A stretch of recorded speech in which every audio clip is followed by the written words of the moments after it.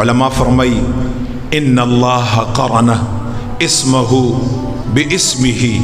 وذکره بذکره وامره بامره ونهيه بنهيه وطاعته بطاعته وقربته بقربته ومحبته بمحبته وتعظيمه بتعظيمه ورميته برميته وبيعته ببيعته ومشاقته بمشاقته ومحاربه بمحاربه ومعصيته بمعصيته وأذنه بأذنه وجوابه بجوابه. مفسرین فرمائی چې داسې نبی سره به مینه ولې نکړو علی الاعلان چې رب یا